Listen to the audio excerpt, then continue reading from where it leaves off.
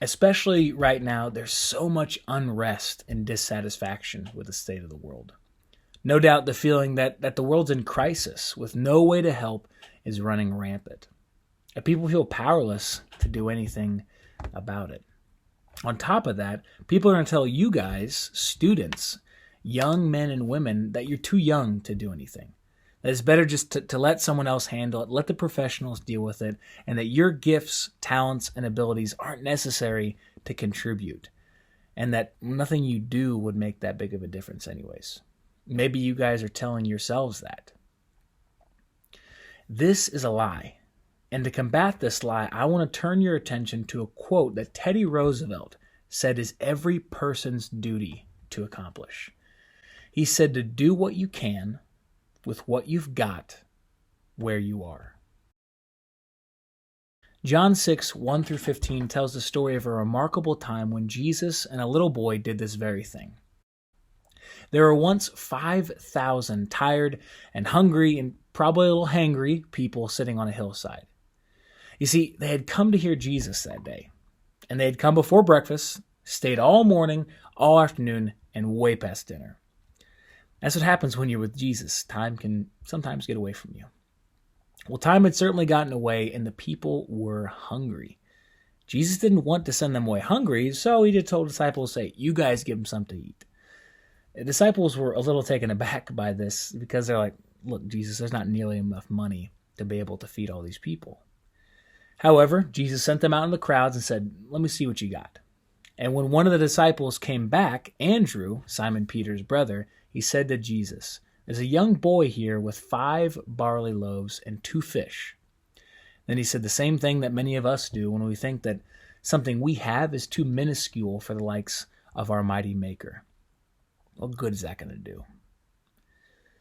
Like us, though, Andrew was wrong. You see, Jesus knew the one who had made the fish and the oceans, who placed the barley and the wheat fields in their spots. After all, he had been there when they were planted. What's a few thousand mouths to feed for one who can do things like that? So, Jesus took the loaves and he gave thanks to God for them, and he distributed them to the people. Then he did the same thing to the fish and distributed them to the people. And the people ate as much as they wanted. And they were stuffed. I mean, I'm talking Thanksgiving, the top pant button is breaking, you need a recliner kind of a full. And when all this was done, the people were astounded. But why were they astounded? Jesus did miracles like this all the time. Things that people thought couldn't happen, that weren't natural. But to Jesus, it's the most natural thing in the world. Because it's what God had been doing all along. Taking the nothingness that we have in this world, turning it into everything. Taking the emptiness and filling it up. Taking the natural and making it supernatural. This is what God wants to do with you and what you have. You might not think you have the ability to make a difference right now, but God begs to differ. What does this look like? If you'll indulge me, I'd like to tell you one last story. The story's told about a fancy department store in California. And one day, the doors of the store opened up, and in steps this homeless woman. Her clothes were dirty, her hair was unkempt, her teeth were stained, and there was a distinct odor permeating off her. She stood in the interior of the store with a couple of grocery bags, and it was obvious right off the bat that this woman didn't belong here. I mean, she probably couldn't afford a package of gum at the register, let alone one of the dresses, which ran in the upwards of $1,000. Many, no doubt, expected a security guard to usher her out in an orderly manner. But instead, she was approached by a young, stately saleswoman who approached her and said, "May I help you, ma'am?" The homeless woman says emphatically, "Yeah, I want to buy a dress."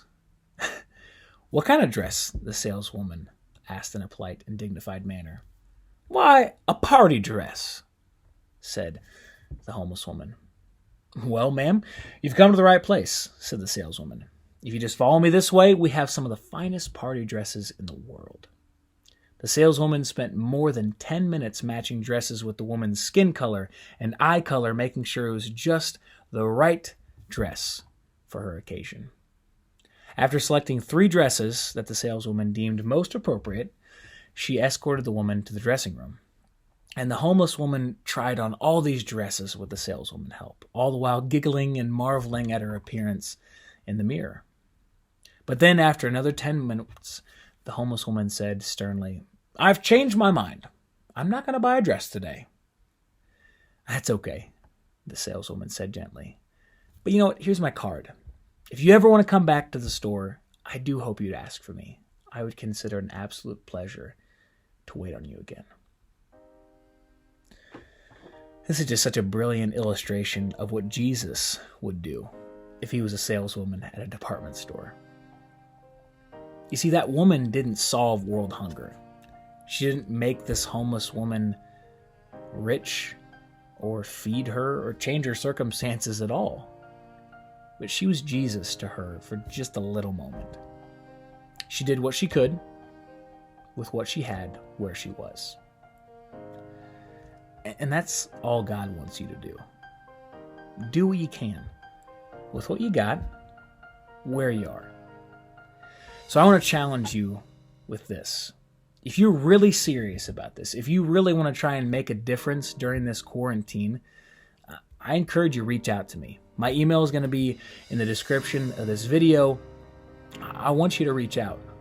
I'll give you some suggestions of things you can do. Maybe you can just do them yourselves, but if you need help, ask me. Maybe it could be cooking a meal, sending an encouraging message to somebody on your phone, write a letter to somebody. Could be buying supplies for someone who needs it, mowing an elderly person's lawn, taking care of your neighbors around you. Whatever it is, I don't want you to reach out to me if you're not serious. Because this is a key opportunity for us to bless other people. And if we just do it because we think we have to, that's not how serving should be. It's not done out of obligation. It's done out of love. We have the opportunity to make a best out of a really bad situation.